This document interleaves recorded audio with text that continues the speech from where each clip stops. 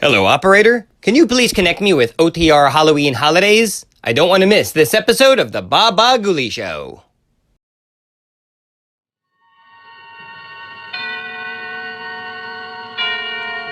Suspense. And the producer of radio's outstanding theater of thrills, the master of mystery and adventure, William N. Robeson. We who are in the business of keeping you in suspense find ourselves in a quandary at this time of the year. The elements of suspense, murder, mayhem, and macabre mischief are awkwardly out of place at this festival of peace and love. Yet that first Christmas was full of suspense. There was the problem of lodgings for the delicate mother that chill evening when there was no room at the inn. And there was great mystery when suddenly the star appeared in the east. Finally, there was the magnificent climax and happy ending when the three kings of the Orient arrived at last bearing gifts of gold and frankincense and myrrh. We feel that we cannot improve upon this tale, so we will bring you another, along with our best wishes for a most Merry Christmas. Listen then as Mr. Raymond Burr stars in Out for Christmas, which begins in just a moment. Here's actress Joan Bennett. It's terrible to try to act with a dreadful cold. To feel better quickly, I take 4-way cold tablets, the fast way to relieve nasty cold distress. Yes, tests of 4 leading cold tablets proved 4-way fastest acting of all. Amazing 4-way starts in minutes to relieve aches, pains, headache, reduce fever, calm upset stomach, also overcomes irregularity. When you catch cold, try my way. Take 4-way cold tablets, the fast way to relieve cold distress. 4-way, 29 and 59 cents. Here's a word about another fine product of Grove Laboratories. Had dandruff for years? Now get rid of it in 3 minutes with Fitch Dandruff Remover Shampoo. 3 minutes with Fitch regularly is guaranteed to keep unsightly dandruff away forever. Apply Fitch before wetting hair. Rub in 1 minute. Add water. Lather 1 minute. Then rinse 1 minute. Every trace of dandruff goes down the drain. 3 minutes with Fitch. Embarrassing dandruff's gone. Fitch can also leave hair up to 35% brighter. Get Fitch Dandruff Remover Shampoo today. And now, Out for Christmas, starring Mr. Raymond Burr, a tale well calculated to keep you in suspense.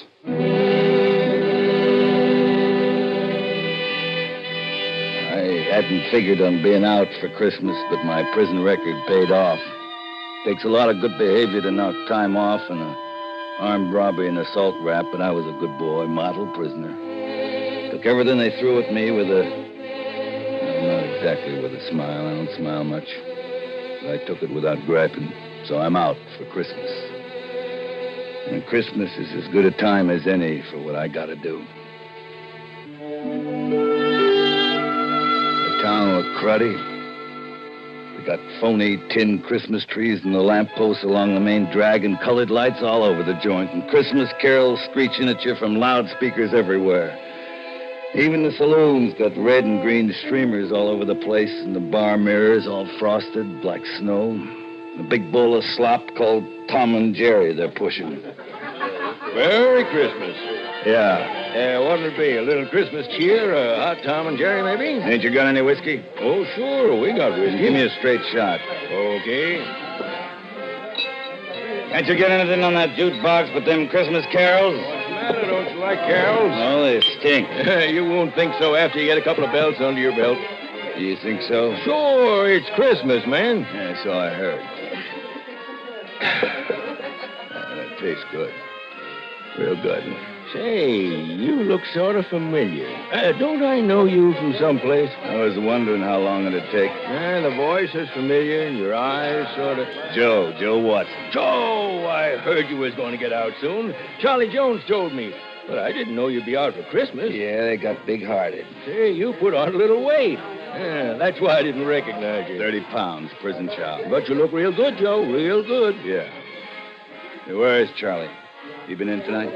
Not yet, but he'll be around probably. Gotta see him. You know where he's living at?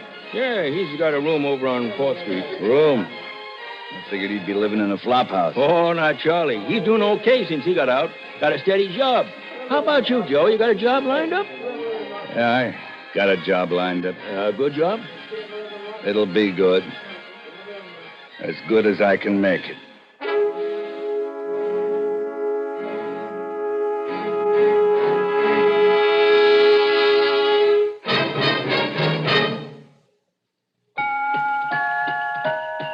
Has the last-minute shopping really got you down? Are you dashing and prancing all over the town?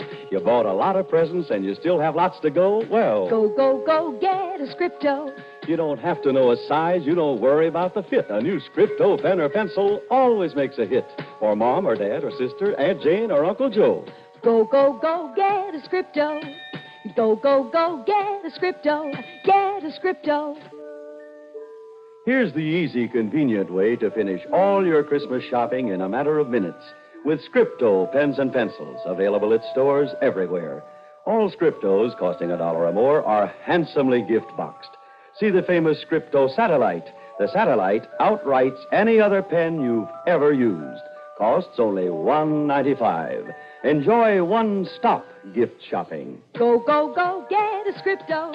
Give a Scripto. Scripto. And now, starring Mr. Raymond Burr, Act Two of Out for Christmas.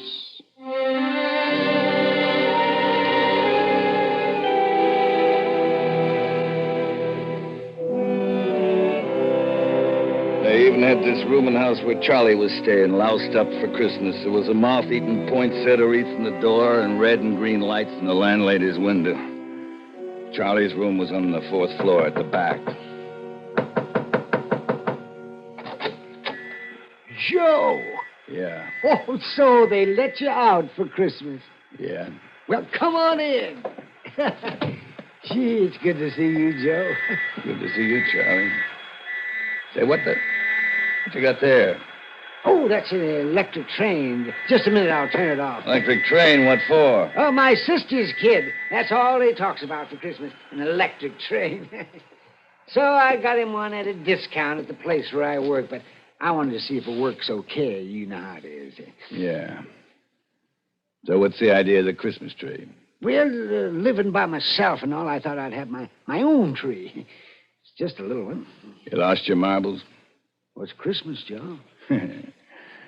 Guys in cell block 4 ought to see you now playing with electric trains into your own Christmas tree. And I bet they'd like to be doing the same thing. Not me. Did you check up on Malloy like I asked you to? Yeah? Yes, he's still on the police force. Good. You got a gun? No, I don't have no use for guns anymore. Know where I can get one? Well, sure, I guess I could locate one. Well, I told you to. In my last letter, I told you. Get a gun for me, I said. I know, Joe, but look, pal, I thought that... Well, I hope maybe you'd change your mind. Charlie, from the day he testified against me, I swore I'd get him. His testimony did it, you know. That's what convicted me. He sent me up. He had to testify the way he did. He didn't have to be so convincing. But, Joe, what good'll it do? You'll only get the chair. I'm not afraid of the chair. I've seen enough of life. It stinks. I ain't in love with it. I'd just as soon leave it so long as I take that rat with me. But it ain't only him, Joe. What do you mean? He's married now. You kidding? What kind of a dizzy broad would want him? You ain't gonna like this, Joe. Ain't gonna like what? The dizzy broad that married him is Lucille. Lucille. My Lucille. That's right. I'm sorry, Joe. Funny. It's real funny. She wrote me. She couldn't wait for me no longer. You remember when I got the letter. I remember. But she didn't say who it was. She never answered my letters after that. Oh, that lousy double-cross. Well, you went up for 10 to 20, Joe. Yeah. Yeah, I guess she never counted on me making it an 8 and time off for good behavior. But 8 years is a long time for a young girl to wait, Joe. Mike Malloy's a fine guy to throw me over for. Well, makes it dandy. Double dandy. It'll be a pleasure to kill them both. Oh, how can you talk that way, Joe? It's Christmas. Christmas is for people who don't know no better. Kids and idiots. Oh, Joe, listen to me now. Forget all about Malloy and Lucille. You got a chance to make a new life for yourself, like I'm doing. I can get you a job where I'm working. I'm sure I can. What are you doing? I'm Santa Claus in the toy department at Brighton's department store. Ain't no future in that. You're going to be out of work day after tomorrow. No, I'm not. They promised to keep me on. Doing what? Minding the reindeer? Well, Mr. Brighton believes in giving guys like us a chance. Now, that's why I'm sure that you can get a job there. You come down tomorrow and talk to him. I'll talk to him after Christmas. Hey, good. Oh, say, how about coming over to my sister's house for Christmas dinner day after tomorrow? Yeah. Yeah, I might even do that. Good. You see, Joe, there ain't no sense in carrying around hatred in your heart, especially at Christmas time. So let Malloy and Lucille have their Christmas in peace. They'll have their Christmas, all right. Their last Christmas. But then it'll be your last one, too. I just got it figured different. Never mind the gun. I'll get my own gun tomorrow. But there is one thing I want from you. What's that, Joe? Tomorrow night, I want to borrow your Santa Claus suit.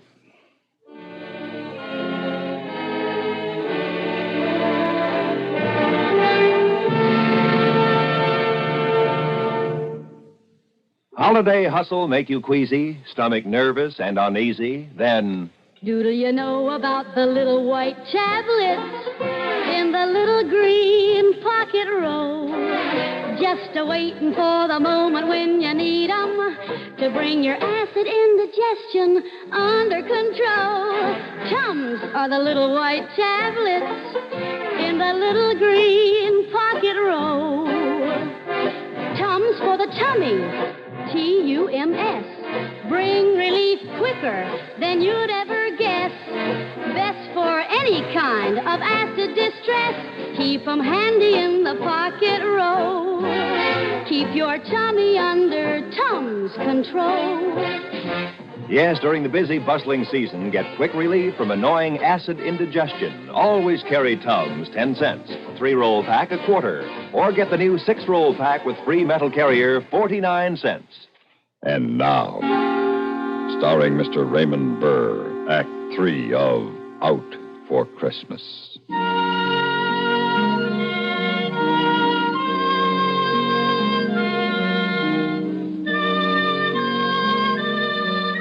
Next day, I did my Christmas shopping for a gun. That night, I wrapped Charlie's Santa Claus suit into a bundle, took a bus out to the subdivision where Malloy and Lucille had a house.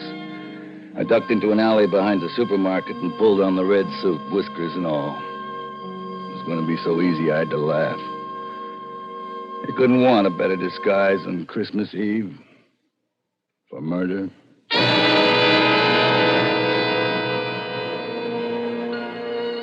I didn't have any trouble finding the house, a little box of a house like all the others in the street and decorated with colored lights like all the others. Nobody saw me, even if they had. Who has a better right than Santa Claus to be on the streets Christmas Eve? The gun felt cold in my pocket as I closed my fist around it and pushed the bell. Even it was wired for Christmas. Yes? Merry Christmas. Why, it's Santa Claus. Aren't you going to ask me in? Well, my husband isn't home yet. That's all right. I'll come in and wait for him. I don't understand. If you don't believe in Santa Claus anymore, Lucille, you ought to. Who are you? Don't you recognize my voice? You sound like... Joe? Oh, no. Good old Joe. He was going to wait for me, no matter how long it took. Joe, I thought you were... In the cooler for keeps? I told you I'd come back for you. Here I am. Well, you're too late, Joe. Yeah, so I hear. How come you didn't wait, Lucille? I fell in love. With the guy who sent me to prison? With a no-good cop? He didn't send you to prison, Joe. You were guilty. I'd have beat the rap if he hadn't testified the way he did. He had to testify that way. He was only telling the truth. Yeah, so you could get me out of the way and steal my girl. Joe, you've got things all twisted. It all happened afterwards. I only met him at your trial. We fell in love afterwards. When I couldn't protect myself. Oh, Joe, I'm sorry. It just happened. You're telling me. Where is the fuzz? Who? The copper, your old man. He's still on duty. Working overtime to put the arm on some stiff on Christmas Eve. When will he be home? I expect him any time now. Good. I'm going to be glad to see him. Why, when you hate him so? Well, you see, I promised him something. Didn't he ever tell you? No. I promised to kill him when I got out. Joe. Tonight's the night, see?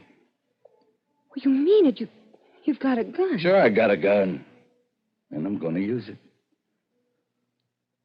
On both of you.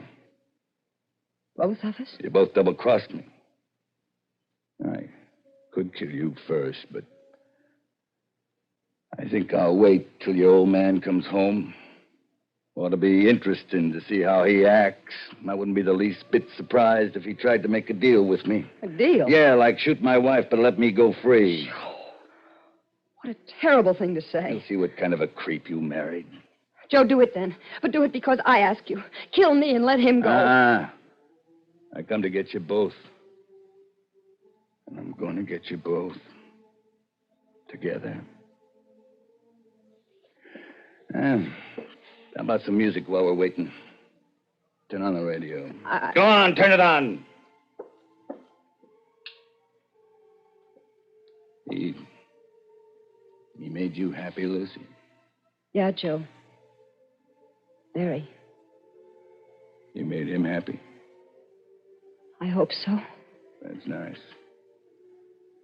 Because tonight you're both going to make me happy. By becoming very dead. It's too loud. What's that? Oh, little Lucy, the radio woke her. You got kids? Yeah. Where you going? I had to look in on her and quiet her. Don't try nothing funny. I'll be right behind you. Oh, there now, honey. There. It's all right. Mommy just turned the radio on too loud. I'm scared, Mommy. Mommy, look behind you. It's Santa Claus. Yes, dear, Santa Claus. Oh, Mikey, wake up. Mikey, look, it's Santa Claus. Santa Claus? Santa Claus? I want to see Santa Claus.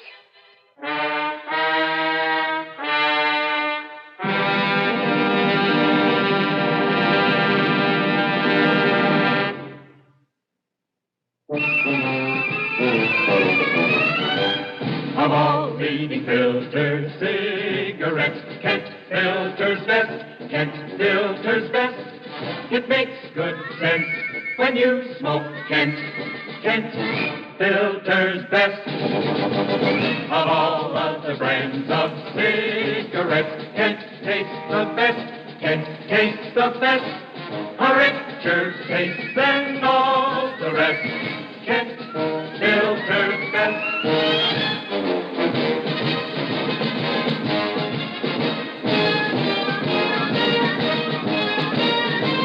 It makes good sense when you smoke Kent.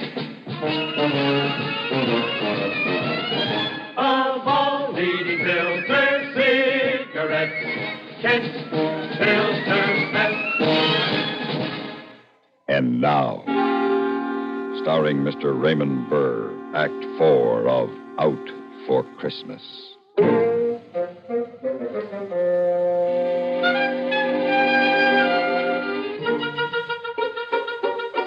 Just had time to jam the gun back into my pocket before those two kids were wide awake and all over me, grabbing at my red suit, pulling at my phony whiskers, pushing me into a chair. Did you bring me a present, Santa Claus? Did you? Where are your reindeer, Santa? Sit down, Mike. You don't want to sit on his lap. We'll get rid of these chicks.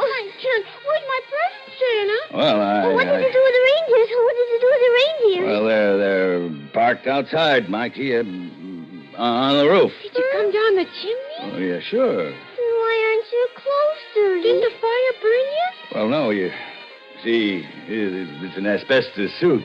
Now, listen, you kids ought to go back to bed. Oh, no, Santa, please, we want our presents. I want to see the reindeer. See, you gotta get them off me. They're so excited, Joe. They've never entertained Santa Claus before. I ain't no Santa Claus. To them you are. Yeah. Santa Claus, Well, what? I want to kiss you. too. Me too. All right, you kids. Now listen to me. Yes, Santa Claus, I'm listening. Me too. You gotta go back to bed now. Well, I want my presents. Me too. You'll get your presents in the morning when you wake up. They'll be under the tree. You promise? I promise. Now, you run off to bed. On account, I gotta get going.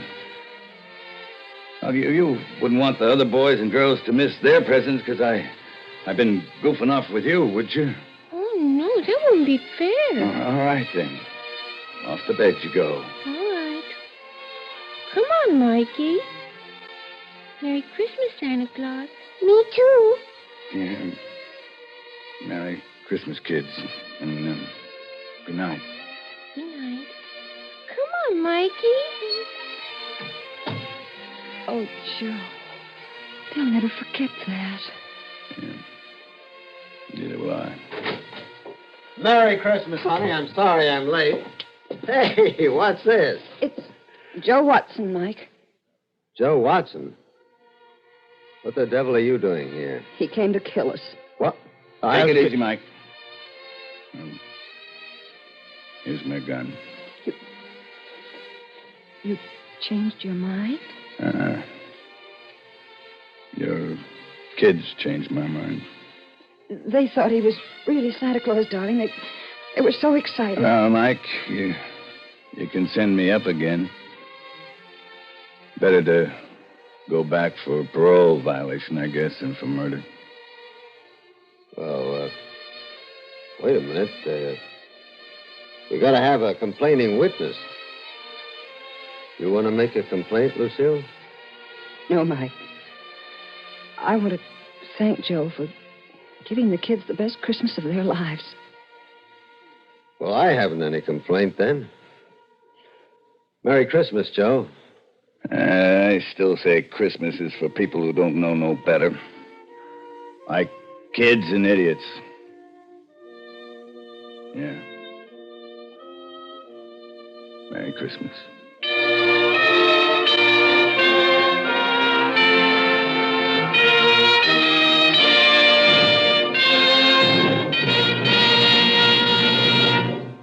Suspense, in which Raymond Burr starred in Out for Christmas. Written, produced, and directed by William N. Robeson. In just a moment, the names of the supporting players and a word about next week's story of Suspense. Christmas Eve on CBS Radio, Bing Crosby invites you to celebrate Christmas with the world on our 4th annual Christmas Sing with Bing. With Bing as your guide and CBS Radio as your magic carpet, you'll visit Rome to hear the Vatican Choir. There, too, you'll hear the sound of the bells of St. Peter's as they ring for the holiday Mass. On our Christmas Sing with Bing, you'll visit New York and Salt Lake City, Canada, Australia, Holland, France, even places like Hawaii, Alaska, and the Fiji Islands, where carolers and choirs will be waiting to sing the traditional Christmas songs with you. To add to the excitement this year, Mrs. Bing Crosby, Catherine Grant, will be at her husband's side. Whether you spend Christmas Eve at home or out on the highway heading for a holiday destination, join us right here on CBS Radio, as most of these same stations present our 4th annual Christmas Sing with Bing. Supporting Raymond Burr in Out for Christmas were Joan Banks, Lillian Bayef, Charles Seal, Carl Swenson, Howard McNear, and Dick Beals. Listen. Listen again next week when we return with Mr. Frank Lovejoy, starring in The 32nd of December. Another tale well calculated to keep you in suspense. This is the CBS Radio Network.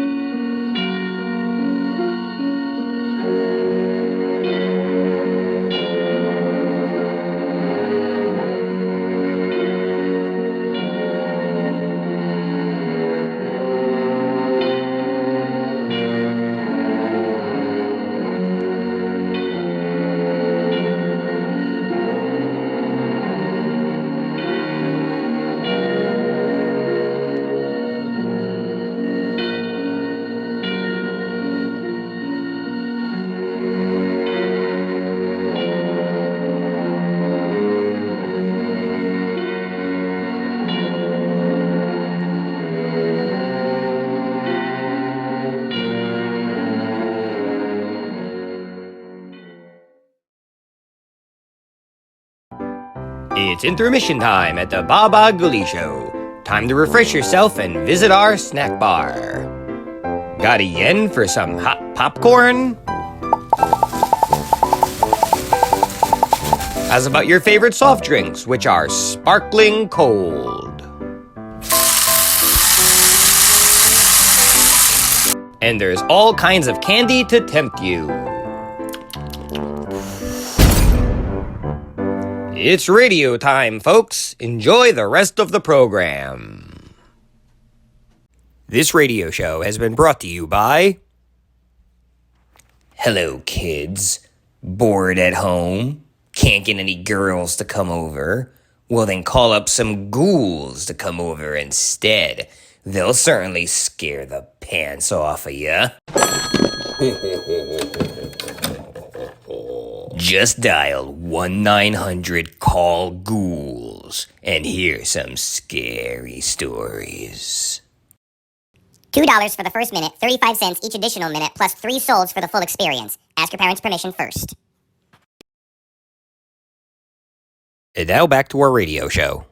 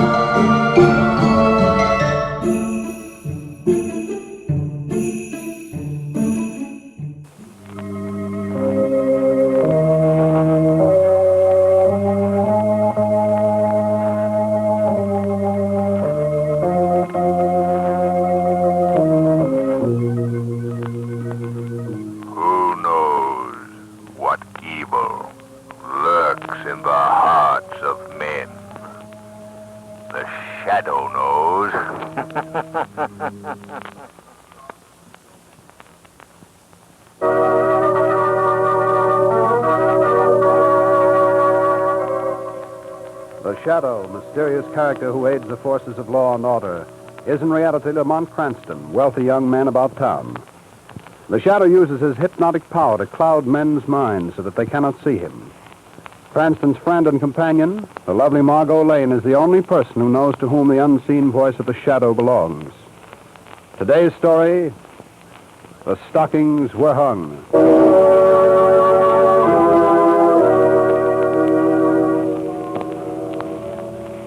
This is a story of Christmas time in a great city. Tonight, with Margot Lane and Lamont Cranston, we look in on the lives of the Grover family. Get out of here, get out! You'll not get a cent of pay from me, Mr. Grover. Simon Jordan, you know my wife's dead and I have 2 children. And it's Christmas. I've got to. Get out before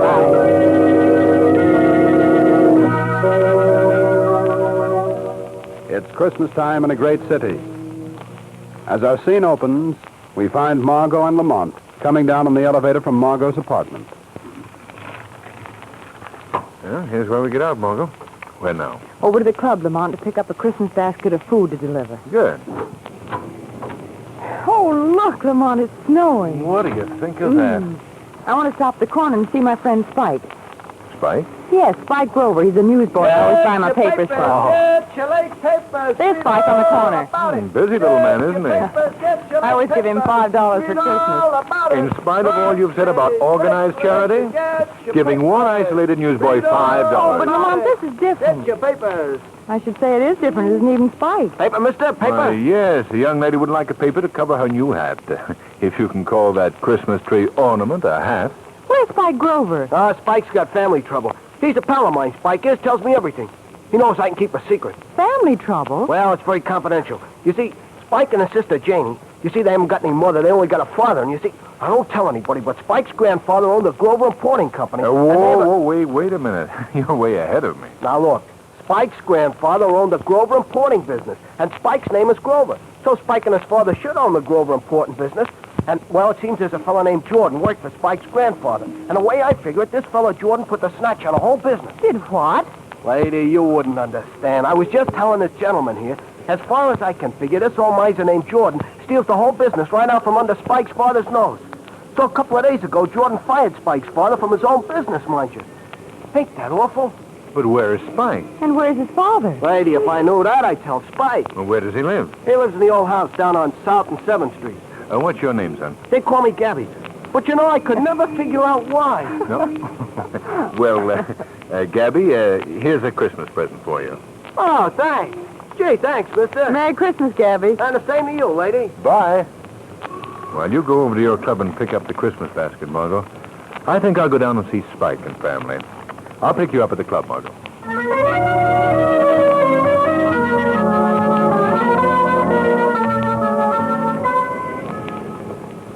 A cab? You want a cab, mister? You want a cab? Yes. Take me to South and 7th Street, please. South and 7th Street, yeah, South and 7th. Thanks. Oh, by the way, I want to stop at a pet shop on the way. Do you know a good one nearby? Well, I don't know where there's one. Oh, yeah, I do know where there's one on the next block, that is. Well, that's where we're going, then. Oh, driver, are you busy tonight? Yeah, I gotta drive this cab. Ain't it awful, ain't it? That's what I mean. That's what I... Now you've got me doing it. Doing what? Hiring the cab for tonight. You mean it? Sure. Gee, Santa Claus. I didn't know you without them whiskers. That's a joke. Hey, there's a pet shop, mister. There it is. Well, that's fine. Thanks. What's your name? Louis. Well, come on, Louis. Let's buy a pup. Buy a pup, huh? Buy a pup, oh boy. Hey, the red one in the window? Sold, Louis, sold. Oh, that's a cute pup. That's a cute pup, all right. How much is the red setup up in the window? Oh, that's a very fine animal. $35. Fine, wrap it up. I beg your pardon? Put it in the cardboard carton with some holes in it. We'll take it with us. Oh, very good, sir.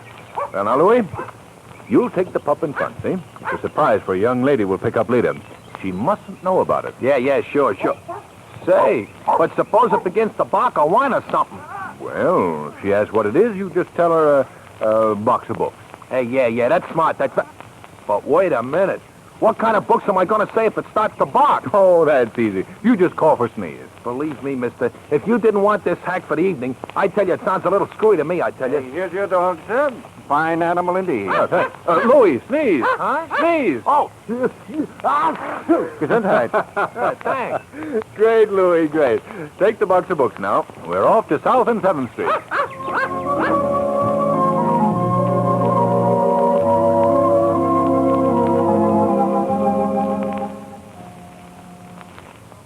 Brother would be very mad if I didn't make these cookies just perfect for Daddy.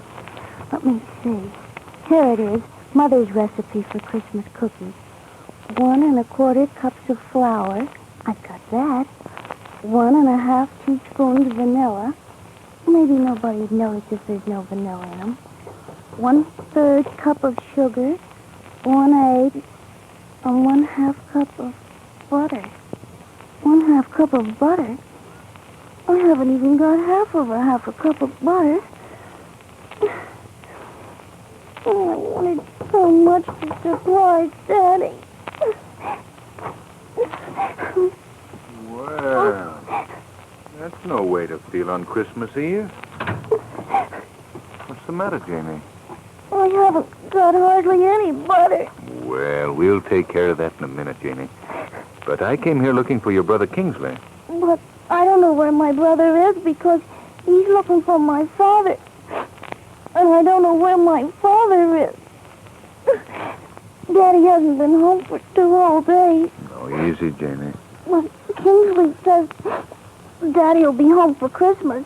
I'm sure he will. But now Kingsley's gone. I haven't any butter, and Mother always made such good Christmas cookies. Well, now look, Janie. I think this will give you all the butter you want and anything else you might need for your Christmas cookies. Oh, it's $5. You can't expect me to find your father and Kingsley if you don't have Christmas cookies ready for them when they come home. Will you really bring them home? I'll try, Janie. I'll try.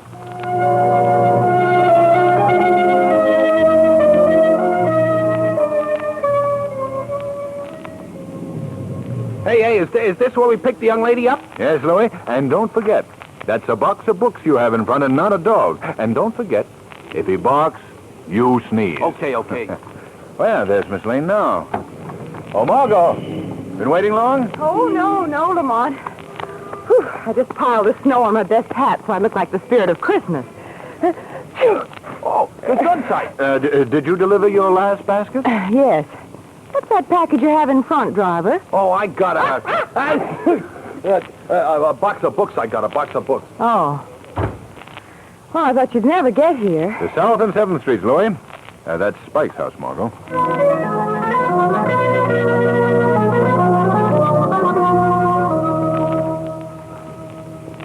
You wait here, Louis. Yeah, sure, boss. Sure. Margot, this is Spike's house. That's fine. Let's go in and see Jenny, huh? Oh, good. I want to meet her. Lamont, look. Those two boys are fighting. And that smaller boy is Spike. It is? Hey, you youngsters. Let go of that tree. It's mine. Stop picking on him, you big bully. Oh, scram. Gee, Miss Lane, I found this tree. You did not. Come on, you young hoodlums. Hey, now, wait a minute, one at a time. I saw it in the gutter. Listen, young man. I suggest that you run along and let Spike have his tree. Who's going to make me? Why, you young rapscallion. Oh, Lamont, remember, peace on earth. I'll get you, Spike, when you haven't got your gang with you. What a piece of the society column. The well-known clubman Lamont Cranston seen brawling. Ow! Why, that? He hit me with a snowball. Remember, Margot, peace on earth. Well, if you were half a man, you'd do something about it. Never let it be said. Well, here, you're not going to throw a snowball at him. It wouldn't look well if I shot him, would it? Boy, what a wing! Ouch! Hey, who do you think you are, Lefty Gomez or something? I'll get you, Spike. Mister, and it isn't even a good Christmas tree. Oh, Spike, it's a beautiful tree. It hasn't got many needles, but gee, you gotta have a Christmas tree when you got a girl in the house. You're right, Kingsley. Kingsley, have you been talking to my sister? Yes? Nothing's happened to my dad yet, has it? Why, of course not. We know your dad's missing, so we just came down to help. Have you any idea where your father is, Spike? Oh, gee, he'll show up. Have you been to the place where he works? I mean, where he used to work. That old skinflint Mr. Jordan won't let him work there anymore. I see. Have you asked the police for help? Well, that's just the trouble, Mr. Cranston. I can't. Why not, Spike? Oh, it's kind of private. Well, here, you must tell us or we won't be able to help you. Oh, well, all right. See, I went there yesterday and Mr. Jordan said he hadn't seen Dad, and when he did, he was going to have him thrown in jail. What? Yeah. Mr. Jordan said my dad did something to the books or something, and that he was a thief. My dad wouldn't do anything like that. I'm sure he wouldn't, Spike. Bet he wouldn't, especially because that business really belongs to him, and it's supposed to belong to me someday when I get big. If anybody's a thief, it's that old skinflint Mr. Jordan. Now, look, Spike. The first thing we've got to do is to find your father. Yeah. The best thing to do is to get the police to help us. Oh, but maybe they'll arrest him. But you and I both know that your dad didn't do anything wrong. Yeah, that's right. Maybe they can find him, huh? Maybe they can find him. Sure they can. You tell me what he looks like. Then you and Miss Lane go in the house, and I'll go to police headquarters.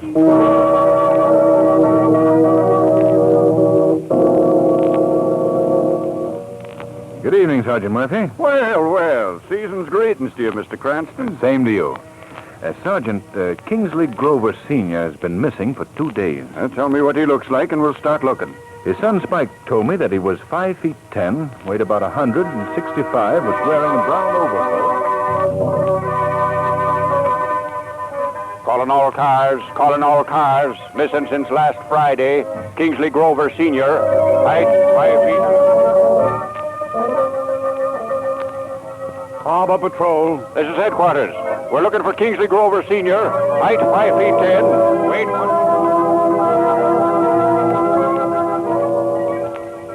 City Morgue. Hello, cheerful. Headquarters calling. Merry Christmas. Have you got a stiff on ice about 5 feet 10? Weight.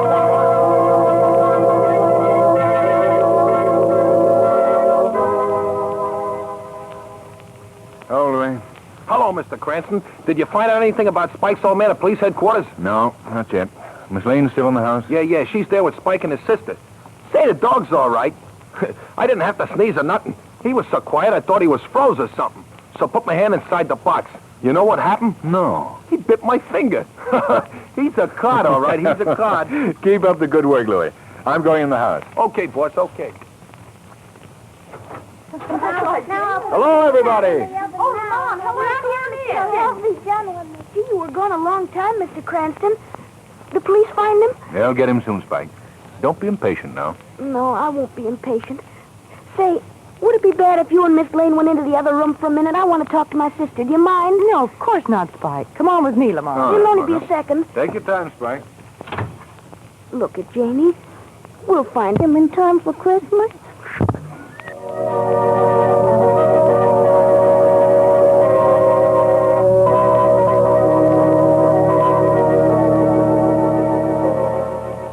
And still the search for Spike's father goes on.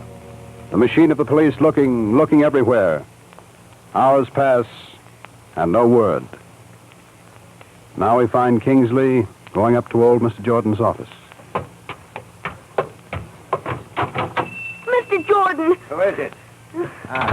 Oh, it's you, is it? Get out of here. Please tell me where my father is. I don't know where that thieving father of yours is. If I did... He's not a thief. If anybody's a thief, you are. You shut your lying, dirty mouth. You stole my father's business. He should be here, not you. I'll thrash you within an inch of your life, you little gutter snipe. Now, take that. Oh, please don't hit me with that chain again, please. You don't like that, Please. eh? And that. Oh, please stop it. Go on, get out. Get out.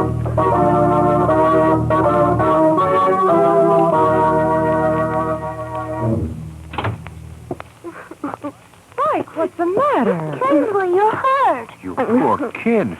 How did you get that red welt across your cheek? Mr. Jordan hit me with his cane. Oh, you poor child. Come here, I'll wash it out. Well, we have to plan what we're going to do. Have you any suggestions, Spike? Only one, Mr. Cranston. What's that? Well, it sounds kind of silly, maybe even to try it, but you see, Dad and me, I mean Dad and I, well, we always used to walk up the avenue on Christmas Eve. Oh, it stings a little, doesn't it? It's all right. Well, anyway, we'd look in the store windows and we'd see what we'd buy for ourselves and Janie and Mother when she was alive. If we had all the money we wanted, I thought I'd walk up the avenue tonight and...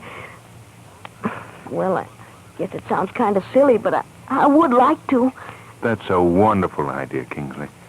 And Margot. Yes, Lamont. Why don't you go along and take a pencil and paper and write down all the things Spike would like for himself and his sister? We never did that. No?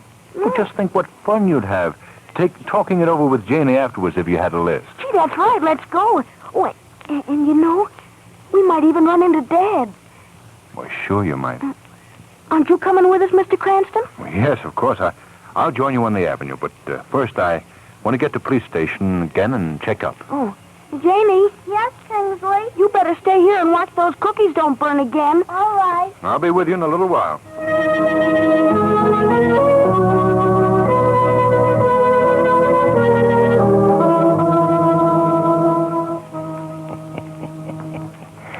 Well, I guess I can close the books for the night. I've had a good year. Who's there? No one. I guess I'll give myself a Christmas present of a new latch for the door. That Grover brat must have left it open. He's too smart, that boy. And you don't have to worry about any Grovers ever again, Simon Jordan. Simon Jordan. That's going to look fine in new gilt letters on the door instead of Grover's Important Company. You're pretty slick, Simon Jordan. These books are fixed so cleverly that even the Supreme Court couldn't tell that Simon Jordan didn't own this company. Hey, what was that? Who said that? No one said anything, Simon Jordan. I was just enjoying your joke with you. Where are you? I can hear your voice. Of course you can hear my voice, Simon Jordan. But you can't see me. I'm in the shadows. The shadows of your mind. Go away. Go away from me. I thought you might be lonely. No, I'm not. Go on, go away. I came to ask you about the Grovers. Hey?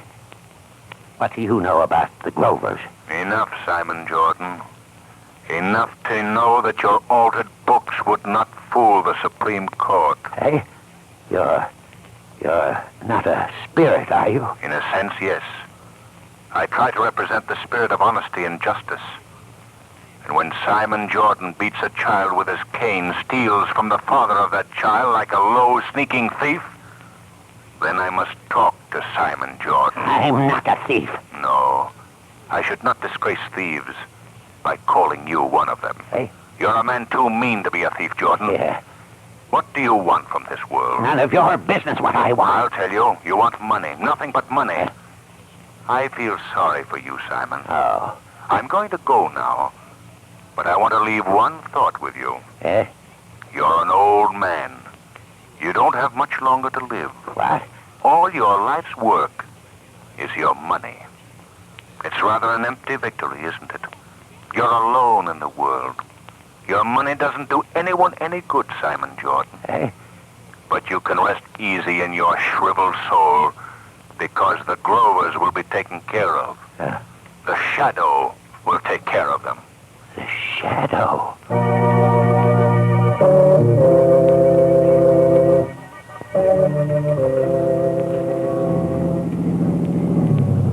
There they are, Louis. Stop here. Margot, Spike. Hello. Oh, hello there, Lamont. Oh, I thought I'd never pick you up. We're beginning to worry, too. How are things down at the police station? Well, not much news yet, Spike. But they've got a couple of leads that might amount to something. That's good. Are you pretty near the end of your Christmas Eve walk, Spike? We got one more stop. Pop and me always stopped in here at the cathedral, just to get out of the cold for a minute. You don't have to be afraid. They'll let you in. If you take us, they will, Spike. Up these steps. Lamont, I didn't know there were as many windows in town. I'm dead. I've got a list of presents as long as...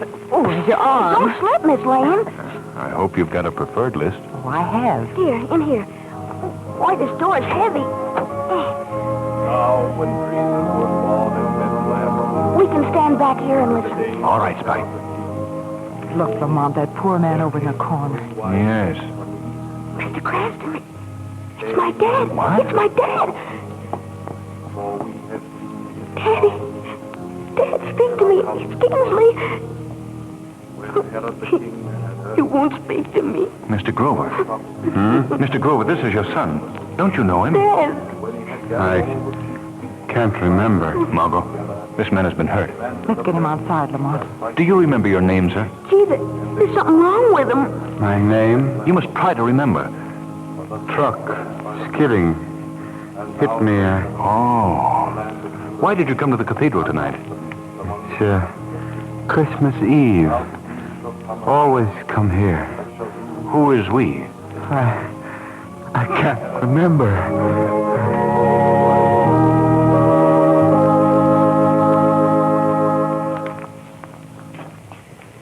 Louis, Miss Lane leave some packages with you? Did she leave some packages? Did she leave some? She dumped them in the back of the hack and went to the kids.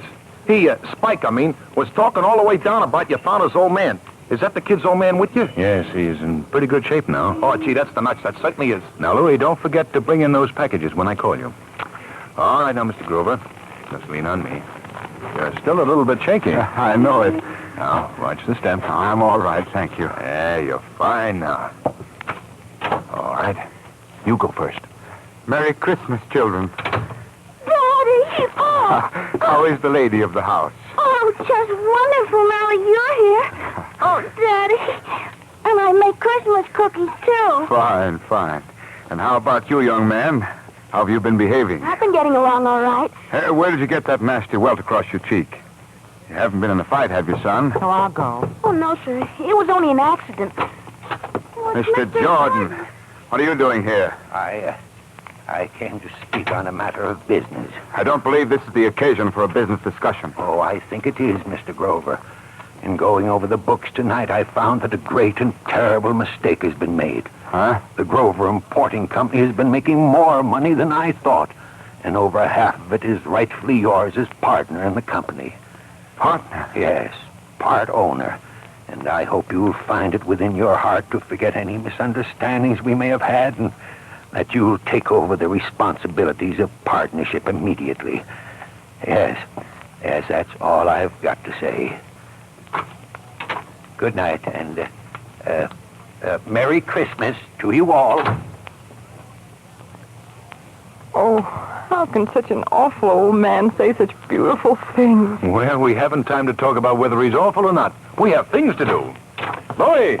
Oh, you don't have to yell. I'm right here. I got all the stuff right with me. Good. Bring it right in. Look, presents. Are they for us? Quiet, Janie. Of course they're not. But they are, Kingsley.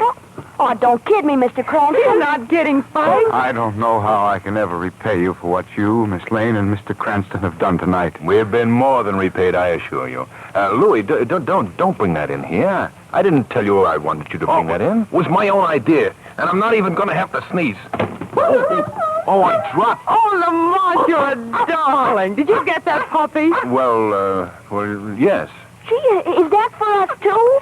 Why, oh, of course, Spike. Mr. Cranston got that for you as a surprise. Margot, hear ye. It's about time for all three of you, and that means you too, Mr. Grover, to sit down and open some packages. We've got to go. You ready, Margot? Where's Louie? He went outside. Merry Christmas to you all, and to you all, good night. Merry Christmas. Merry. Well, Margot, earlier tonight, we disagreed on our interpretation of charity. Silly, wasn't it? I know what you mean, Lamont. There should never be a thing called charity. There should never have been the necessity to create the word. In this short span we call our lives, if each man would only realize that every other man has dreams and hopes, this world wouldn't be a topsy-turvy place. Then peace on earth would be a fact. Goodwill would be for every man. Is that you, Louie? Me? Yeah, Mr. Cranston. Have you got a cold? A box of books. Box of books? But you brought that inside. Yeah, but this is another one. Another one? Yeah, another one. It's for you, Miss Lane. Do you mean it's another puppy? Yeah, it's my own idea. You see, when I went by the pet shop, and the other pup's brother was in the window, so I went in and I pet him on the head. Do you know what he done, Mr. Cranston? No. He bit my finger. Oh, he's a cod. So I had to go and get him for Miss Lane. And I charged him to you, I did. Aunt? Yes, Margot? I'd like to say something. Why, certainly. What do you want to say? Merry Christmas to everybody. Thank you, Margot and Lamont.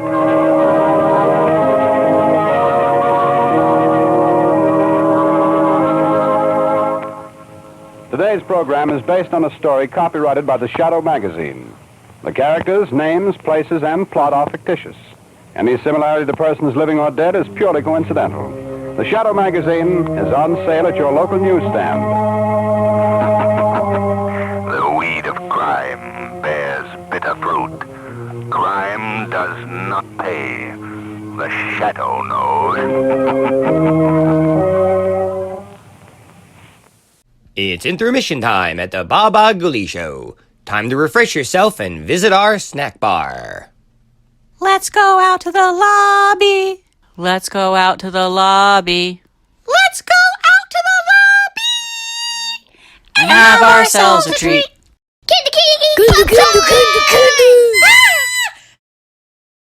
It's radio time, folks. Enjoy the rest of the program.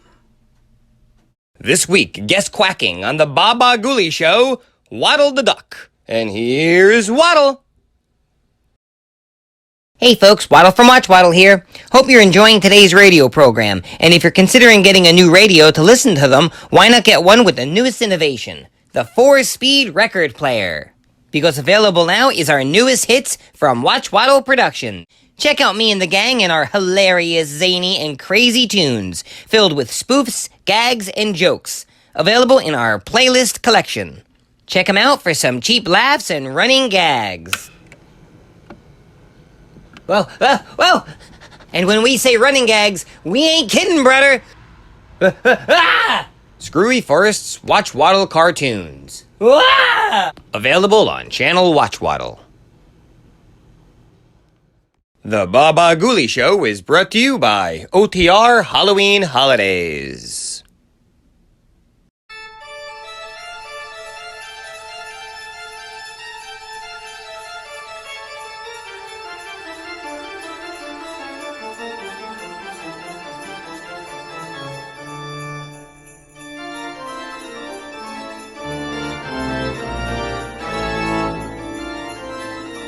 Hope you're enjoying today's radio program. When it's done, be sure to check out our channel over at Watchwaddle.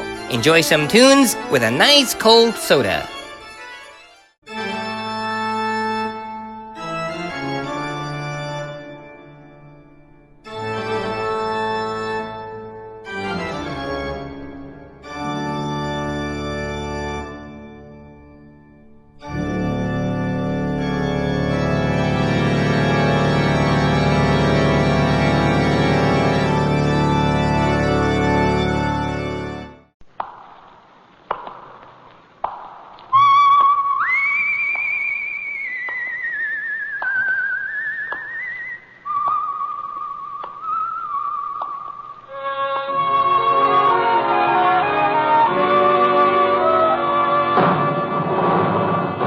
The Adventures of the Saint, starring Vincent Price.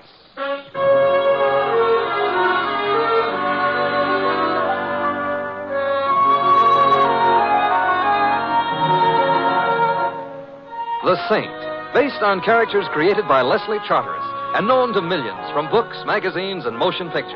The Robin Hood of modern crime now comes transcribed to radio, starring Hollywood's brilliant and talented actor Vincent Price as the Saint.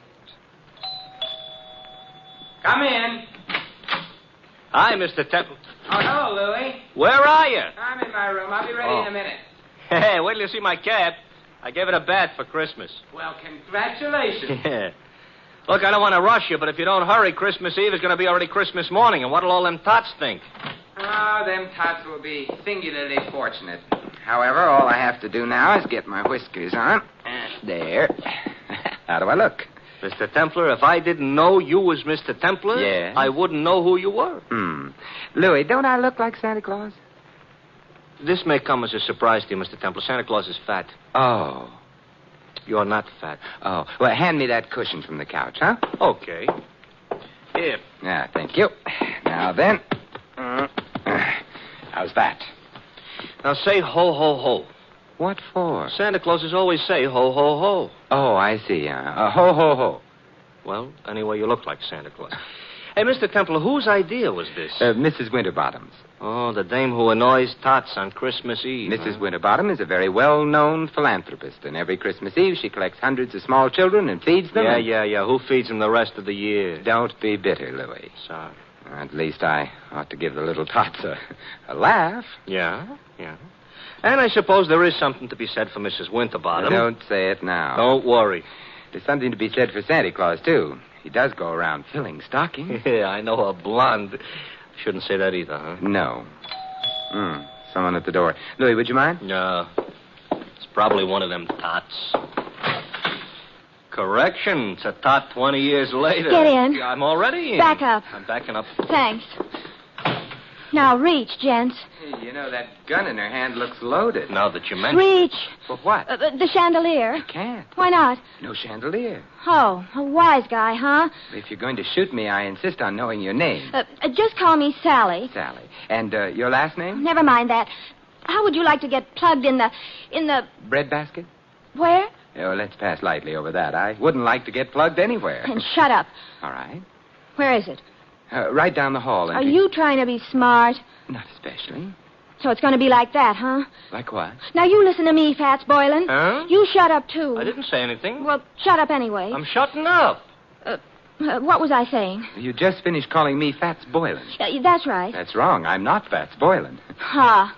Well, it helps keep the conversation Look, going. Fats, are you going to stop stalling and hand over the stuff, or will I have to shoot? Since I am not Fats Boylan, and since I have no stuff to hand over, I'm afraid you'll have to shoot. Mr. Templar, that could be fatal. You keep quiet, punk.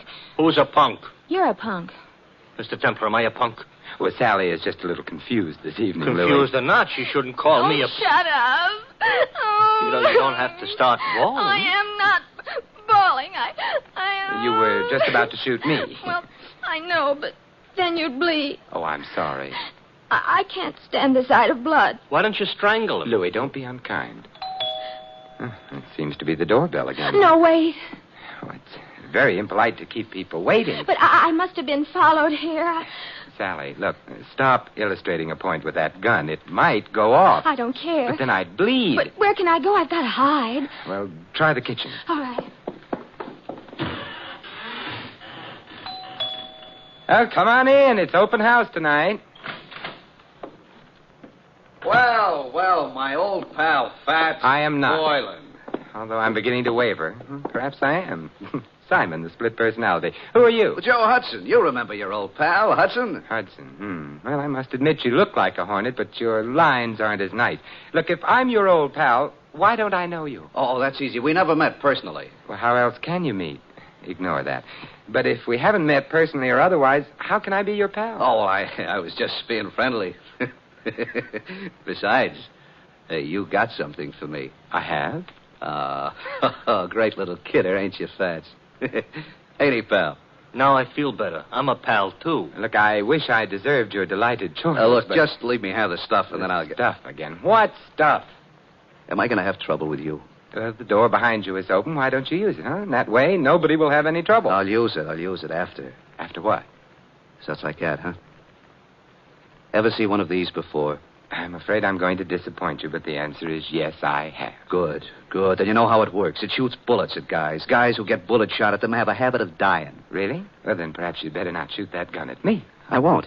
So give me. So I ain't got. Well, that is you ain't got. Thanks, Louis. Basic, I ain't a patient man. Hand the stuff over, or I don't have any stuff. Or you get shot. I'd bleed. Who cares? I do. I hoped you might. However... This could be a stall. This could be trouble, so you... You can't shoot him. Why not? It's against the law. I read it in the papers. It's against the law. Yeah, I believe you. Oh, well, so that's okay. Yeah, but I like doing things against the law. Oh. Well, you could go to jail. I already been there. Well, for shooting somebody, they'll hang you or something. If somebody told them. Well, I would. You would, huh? I would. So maybe I'd better shoot you first. Well, I wouldn't want to deprive Mr. Templar of the privilege. Well, Fats, it's your last chance. Oh, not that phrase. Also, I still don't know... So it looks like I'm going to break a law. Hey, who did that? You did, you dope. I did not. This here's a plan. But you won't get away with it. Goodbye, Mr. Hudson.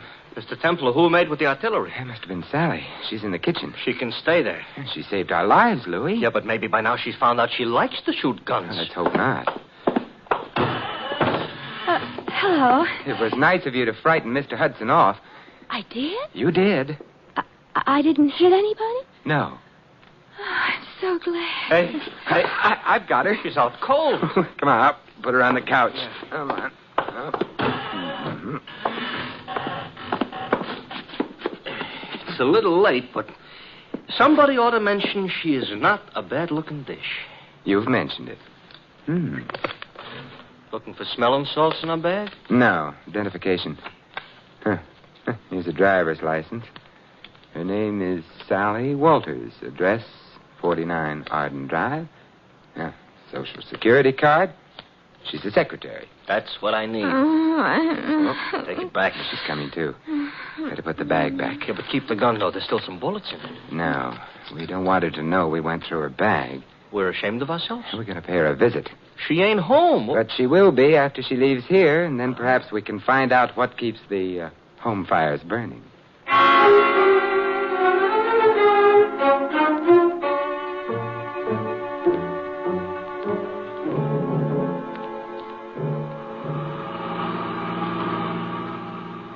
Sally was in kind of a hurry leaving us.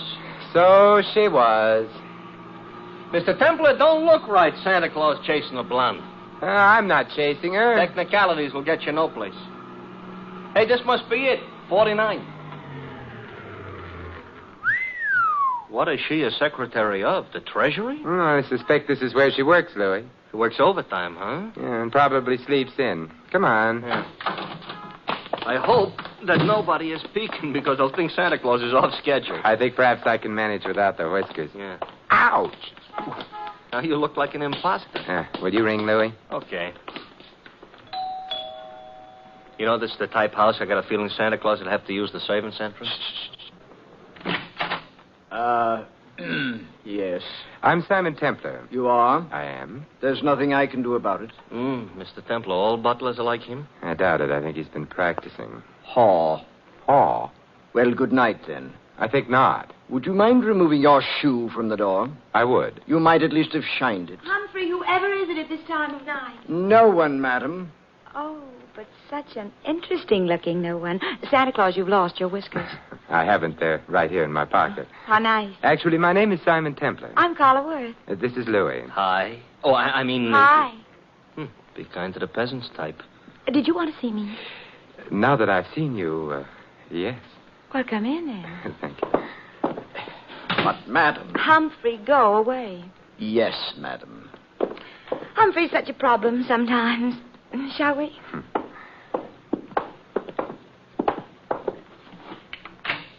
Nice? Yeah. Fire in the fireplace, books on the bookshelves, port in that decanter. Yes, would you like some? No, thank you. I just wanted to be sure the accessories were all correct. Someday, maybe I'll find some other wine besides port in a decanter. I dream. Simon, are you the one who found them? It's beginning again. Found what? My jewels, of course. Have they been lost? Simon, they were stolen. You know that, don't you? Should I?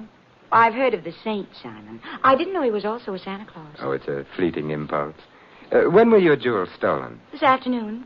You see, Claude, my husband, that is, Oh. bought me them for Christmas. Santa Claus.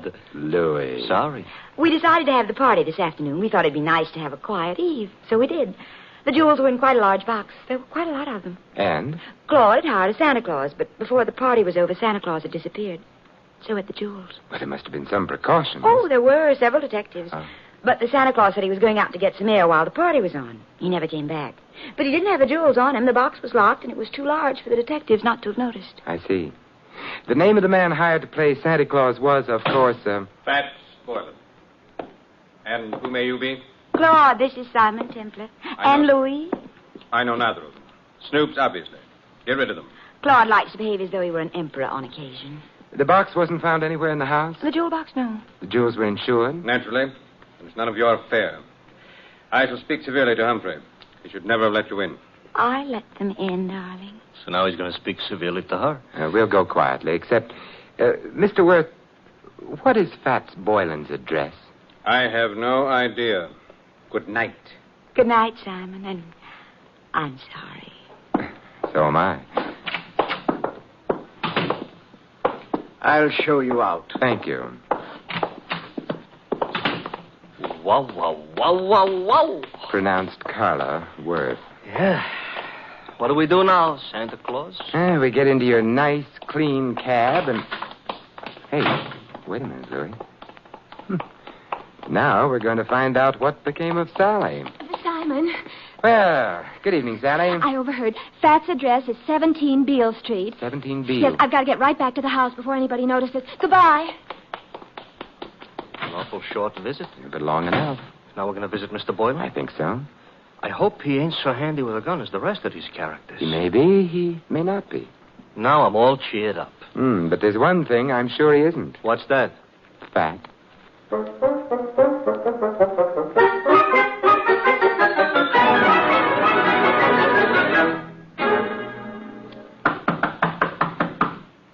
Quite a change from the Waits dump. Now this is a dump. Yeah, and Mr. Boylan would seem to be shy.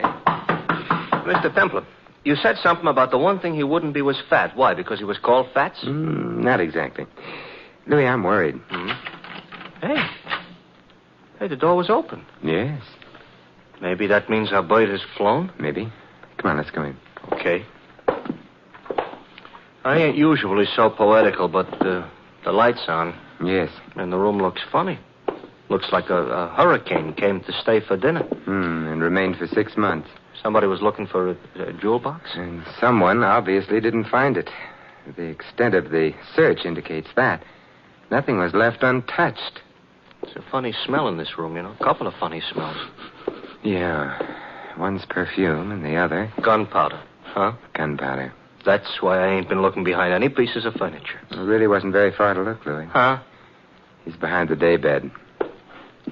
Fats? Fats, Louis. He ain't doing so good? He's dead. And Louis... Yeah? He wasn't fat.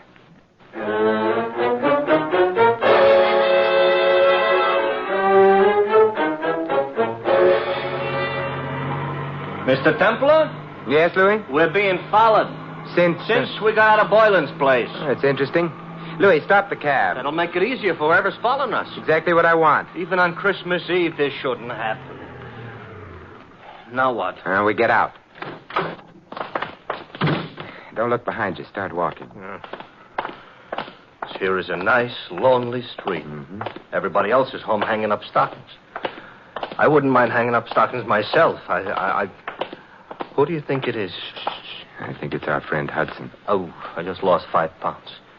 You mean the guy that was chasing Sally, who was all ready to shoot us until she made the explosion? Neat reminder. Oh, you think he wants our money or our life? Possibly. What kind of an answer is that? In here, quickly. Here. Mr. Temple, this here alley is full of garbage cans. It's also dark. You don't have to see garbage cans to know they're around. Hudson? Yes. Good evening, Hudson. Huh? Don't turn around. I've got a gun on you. Hey, I don't like it. Louis, take Mr. Hudson's gun away from him. Okay. Got it, Mr. Templar. Good. Aim it at him. Hey, now, wait a minute. You can't shoot me with my own gun. Why not? That ain't tactful. What other gun could I shoot you with? Your own. Hey, you mean you ain't got a... Oh, mister, you are a liar. And on Christmas Eve, too.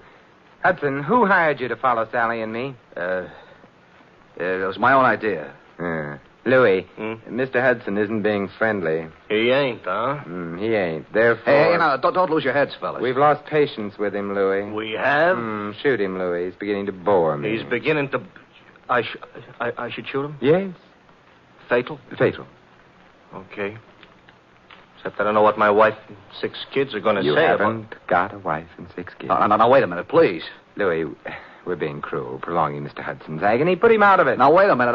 Who hired you? Mrs. Worth. Mrs. Carla Worth. You quite sure? Strike me dead. That is, don't strike me dead. Look, if she didn't, why would I say she did? You have a point there. But why should she have wanted you to follow Sally? Well, she had an idea. Her husband and Sally were kind of, kind of decorating their own little tree together. I couldn't put it more tactful. I see. So if you got enough divorce evidence, Mrs. Worth could hold up her husband for plenty of alimony. No. No. Oh, Mrs. Worth is the babe with the dough. Mr. Worth is a very well-educated bum. Indeed. Huh? It's interesting. Louis, let me have the gun. Yeah, here. Wait, I just told you the truth. I'm sure you did. Mr. Templar, that's gratitude? It's necessity. Oh. We need him out of the way for a little while. He's out of the way. Now, Yeah? Now we're going to find out who else knew that Fats Boylan was thin.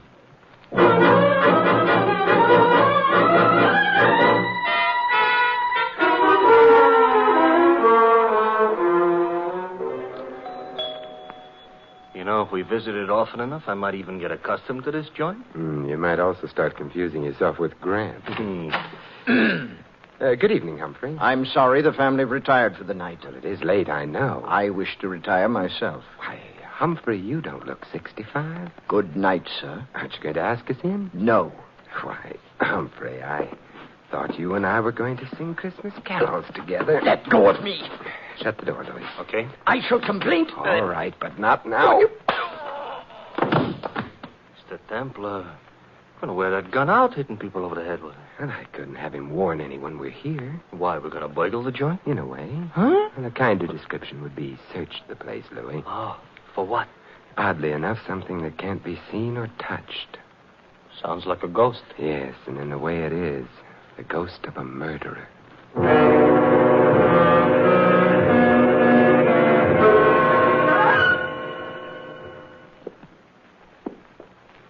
It's the night before Christmas, all right, but a creature is stirring. A couple of creatures, us. We've covered all the rooms on the other landing. Therefore, the bedroom should be here. And therefore, this should be someone's bedroom. Let's go in. We're sleepy? Now, if I can open the door softly enough and look in. Moonlight through the window. Yes. The dressing room. Door beyond would be the bedroom proper. Proper is not a word we're in any position to throw around. We'll have to go in to the dressing room. Come on, Louis. Okay. Wait a minute, Louis. Inhale. Mr. Templar, I don't usually take breathing exercises in the middle of the night. Louis. All right. I'm inhaling. Well? Perfume. Familiar? I could learn to love it, but no. Well, then out we go. You didn't care for that perfume. It didn't tell me anything. What do you want perfume should tell you? Who killed Fats Boylan?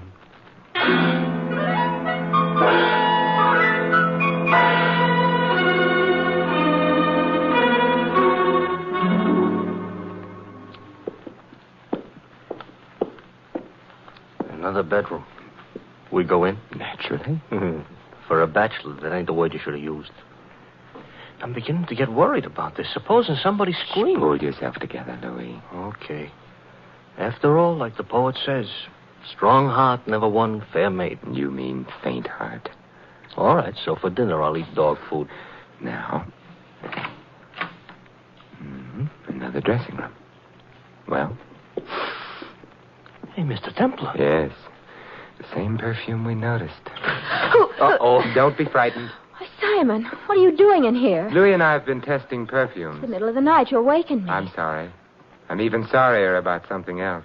What's that? The perfume you use is very distinctive, Sally. I supposed to say thanks? No. Because the last place Louis and I noticed it was in Fats Boylan's room. Minutes after he'd been killed. Oh, Not good, Sally. you're making all this up. No. This bottle of perfume will be evidence. But I didn't kill Boylan. You must be joking about that. I don't think a jury would find it funny. You knew about Boylan stealing the jewels. You must have helped him. I didn't. But then you found yourself being trailed by Hudson, who'd been hired by Mrs. Worth. You were afraid he'd discover the connection between you and Boylan.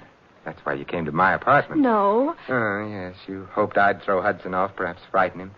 In the meanwhile, you could get to Boylan, get the jewels from him. That isn't true. But when you got to Boylan's place, you found him already dead, and the jewels gone. I didn't. It would be much better for you that way. What do you mean? You wouldn't be liable to a first-degree murder charge. But there were detectives here while the party was going on. Boylan couldn't have stolen the jewels. They saw him leave. He didn't have them. He did have them. He was playing Santa Claus, and he was a thin man. Santa Clauses, as Louis pointed out to me earlier tonight, are fat. Therefore, Boylan entered this house wearing padding underneath his costume. He left it with a large jewel box in place of the padding. That's how he did it, Sally. You're smart. You found Boylan. You knew his address. Therefore, you'd hired him in the first place. And therefore, also, a jury would believe you'd killed him unless you tell us who did. Well, all right. I'll tell you. There's really no need, my dear. Oh, Claude. Hey, Mr. Templar, tell him to point the gun someplace else. Mr. Worth, point that gun someplace else. I prefer this direction. You were saying, Mr. Templar, about the jewels. The jewels were insured. Therefore, you, Mr. Worth, arranged to have them stolen. Indeed. Indeed. In that way, you could retain the jewels, the insurance money as well, and not worry very much whether or not your wife divorced you. Clever. Boylan is dead. How true. You had to see to that, didn't you? Otherwise, he might have blackmailed you for the rest of your life, or for whatever money you got out of the entire crooked deal. I can see two other deaths. Yours, your friend. And Sally? You going to kill her, too? That depends, I should think, on Sally. Claude, I never knew you intended to kill anyone. There's no need to play the ingenue quite so strenuously, my dear. You were in on most of it. But not murder. I'm afraid Mr. Templar's pessimism is justified. I shall have to include you. But however did you get onto her, Templar? Her perfume. To be precise, this perfume. Well, you got him in the eye. Yeah, I hope this gets him someplace more effective. Mr. Templar, the trail of unconscious bodies you're leaving behind you tonight, if laid end to end, Yes, Louis? would look terrible.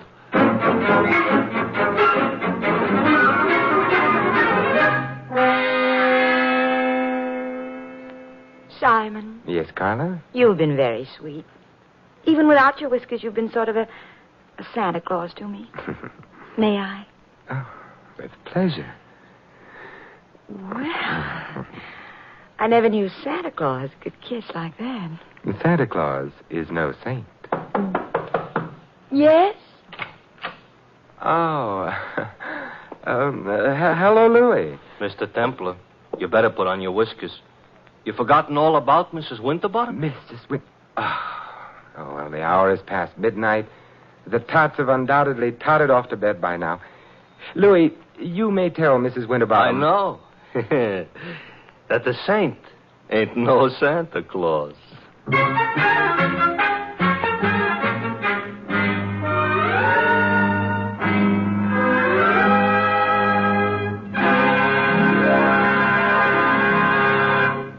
You have been listening to another transcribed adventure of the Saint, the Robin Hood of modern crime. Now, here is our star, Vincent Price.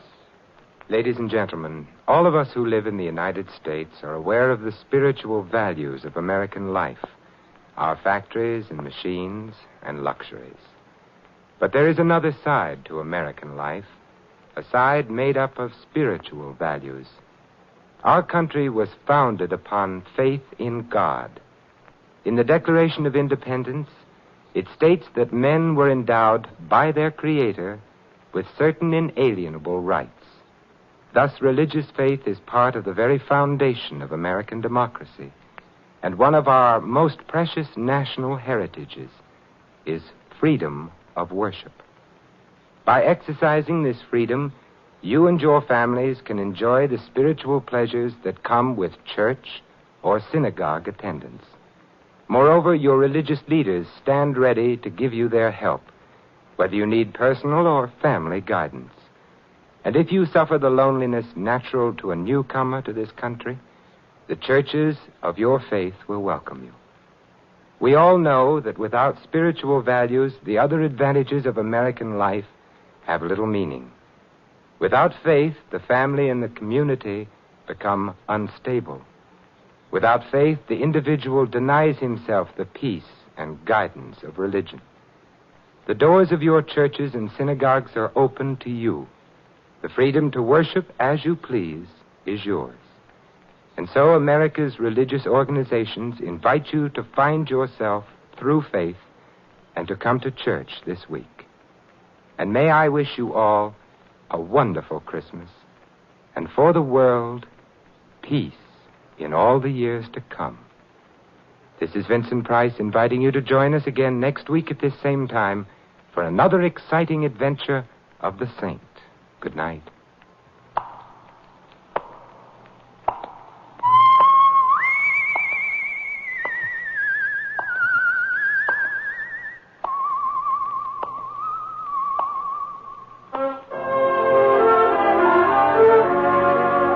This adventure of the Saint was written by Louis Vittes. Our cast included Mary Shipp as Sally and Betty Lou Gerson as Carla. Hy Averback was Hudson, Ted Osborne, Claude. The butler, Stanley Farrar. Louis is played by Larry Dobkin. The Saint, based on characters created by Leslie Charteris, is a James L. Safier production and is directed by Helen Mack. Vincent Price is soon to be seen co-starring in RKO's production of His Kind of Woman. All you Saint fans will be glad to know that the Saint comic books are on sale at all newsstands. Your announcer, Don Stanley. 3 chimes mean good times on NBC. For your Christmas Eve listening pleasure, there's another broadcast of NBC's Sunday hour-and-a-half extravaganza, The Big Show. There's a whole Christmas stocking full of stars, including Tallulah, Jimmy Durante, Ed Wynn, Charles Boyer, Robert Merrill, and many more. Tonight also means your weekly visit with the Harris family on the Phil Harris Alice Faye Show. Be sure to hear this special Christmas program later today on NBC. Happy holiday, happy listening. Happy holiday, happy listening. NBC wishes you a season of good cheer. A merry, merry Christmas and a happier New Year.